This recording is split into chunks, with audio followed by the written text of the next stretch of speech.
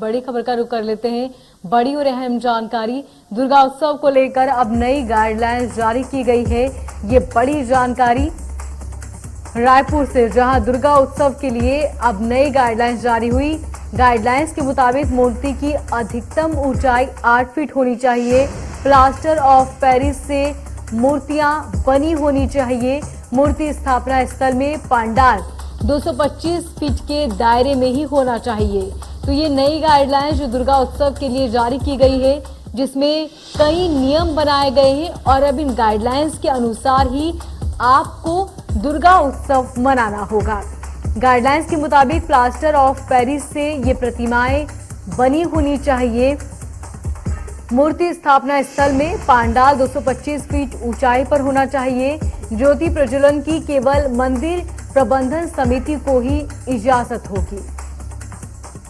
तो ये बड़ी जानकारी रायपुर से आपको दे रहे हैं, जहां पर दुर्गा उत्सव समिति ने एक नई गाइडलाइंस जारी की। मूर्ति की अधिकतम ऊंचाई 8 फीट होनी चाहिए।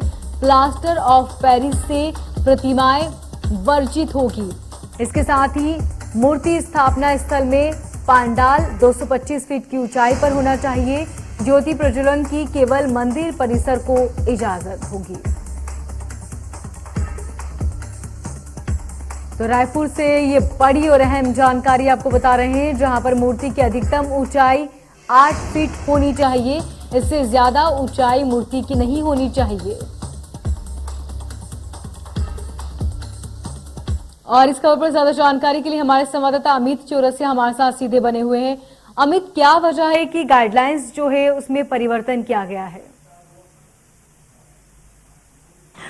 जैसा कि मोनिका, इस समय कोरोना गाइडलाइन का असर आपको पूरे देश में देखने मिल रहा है, जिसके तहत जिला प्रशासन रायपुर द्वारा भी, चूंकि शारदीय नवरात्र 9 दिनों के जो शारदीय नवरात्र हैं वह आरंभ हो रहे हैं और ऐसे में यहाँ पर दशहरे में खासी भीड़ होती है। जिस तरीके से मूर्ति स्थापना होती है, जगह जगह वहाँ पर लोगों की भीड़ एकत्रित होती है। तो ऐसी भीड़ से बचाने के लिए यह कवायद की जा रही है और जिला प्रशासन ने एक नई गाइडलाइन जारी की है, जिसके तहत अब तक जहाँ बड़े बड़े पंडाल लगे होते थे, गरबे होते थे, जगह जगह गरबों को पूरी तरीके से प्रतिबंधित किया गया है। वहीं अगर हम बात करें, पंडाल जो बड़े थे उसका एक साइज निर्धारित किया गया है, जिसे सिर्फ 225 स्क्वायर फीट यानी 12 बाई 20 के स्क्वायर फीट पे इसे बनाया जा सकेगा और बहुत ज्यादा बड़े पंडाल भी नहीं लगाए जा सकेंगे, जिससे लोगों को परेशानी ना हो, भीड़ एकत्रित ना हो। तो इस तरीके से एक जो गाइडलाइन है वो जारी की गई है। वहीं मूर्तिकारों के लिए ये बोला गया है कि 8 फीट से अधिक ऊंचाई की प्रतिमा